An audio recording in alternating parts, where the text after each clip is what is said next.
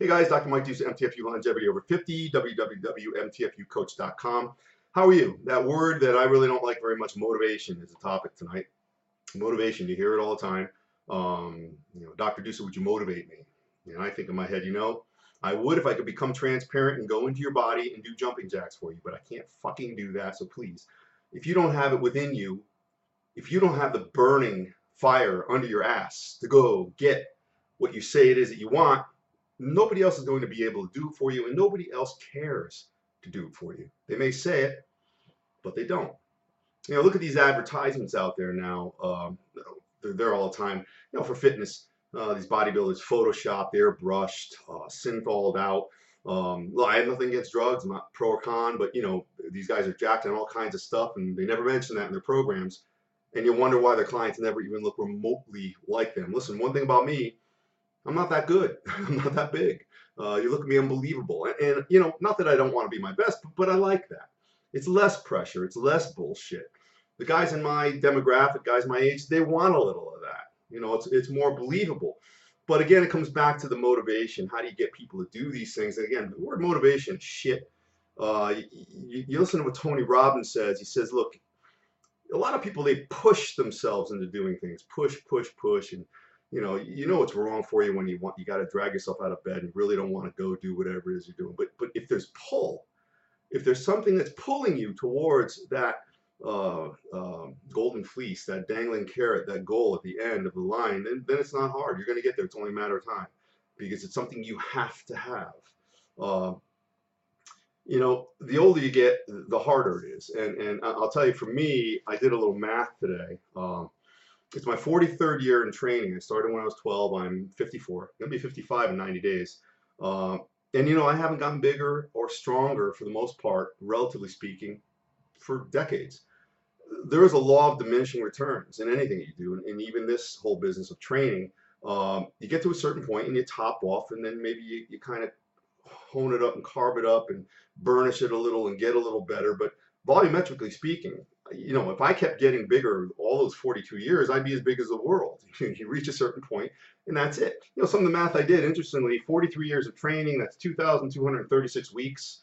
I do an average, I've got training logs for many, many years. I didn't go through them, but I know that I've averaged about 5 workouts a week throughout my life.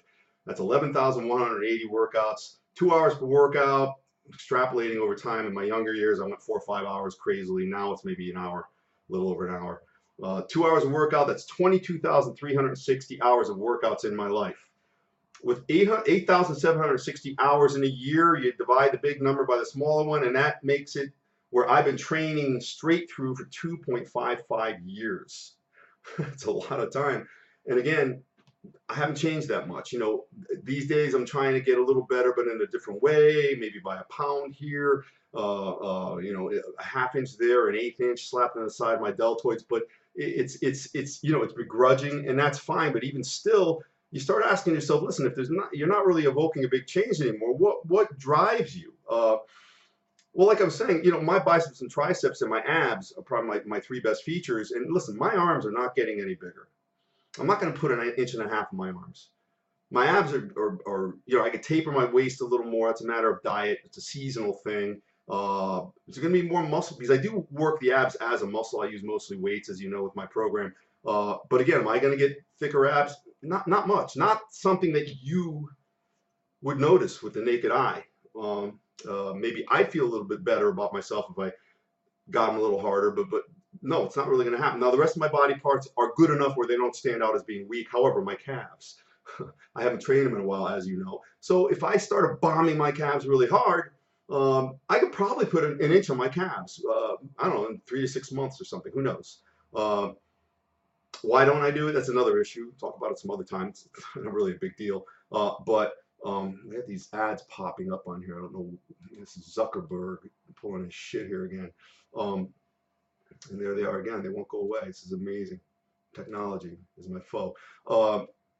So again, maybe for me, that could be something that can stimulate me into working harder. That could maybe foster a goal. I'm going to take a weak body part, as you could do as well. And let's say everything else is kind of topped off to its maximum. Well, you could work harder on your upper pecs, or Get a wider back over the summer because you never train your back. Remember, most people's backs are weaker than the front because you don't see the back, so you don't really hit it as hard. You think you do, you don't see it. So maybe you concentrate on the hamstrings and the glutes and the back, whatever it might be. But you focus on a weak point. That's going to spur you on to greater heights and give you a little pop and a little bit of pull, as we like to call it. Let's see what else I got here. And again, getting a goal. You survey the gym, and most people don't really change. They're there for social time, or they're on the wrong track, they're injuring themselves, whatever it might be. But when you get that focused person, they train and move with a plodding methodicity. They're like an automaton. They go from station to station. It's very workmanlike. They're in and they're out. They don't talk to too many people. They've got a focused goal. You'll see a change in their physique. They'll gain muscle. They'll lose fat. Maybe they're training for an endurance sport, climbing a mountain, climbing a rocky tour, going in a bicycle race, becoming an MMA fighter. Who the hell knows? And the specter of you getting your ass beat makes you train harder. So again, that's a secondary result, not just the training, but because for me, it's the training. I feel great when I train.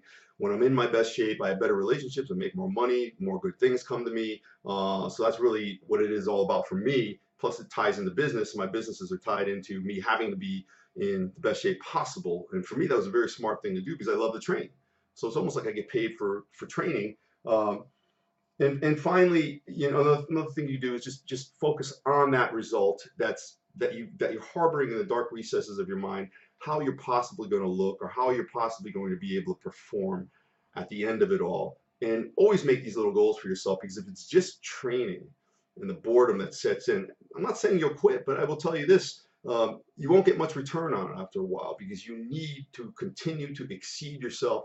And when you're talking decades, like someone like me, you got to think in a rather grand scheme. I mean, some of the things I do are crazy. Some of the goals I have probably won't come to fruition, but I carry them out at the risk of being wrong or being embarrassed, which just doesn't really happen. Maybe being ridiculed, doesn't really matter. But again, those thoughts keep me warm at night, and you should find some of those same thoughts and stay warm at night. Get your goal and think of something new as to why you're training really hard. Work on those weak points. Who knows? Maybe I'll put out a calf training course, which I'd probably be refunding a lot of money on that, the way my calves are looking right now. But in any event, think about that. Dr. Mike Deuce, MTFU Longevity Over 50, www.mtfucoach.com. And please do subscribe to my YouTube channel, MTFU Longevity Over 50. You can put your thoughts, ideas, considerations at the bottom of this video, because your input is my oxygen. I do thank you, and you have a great night.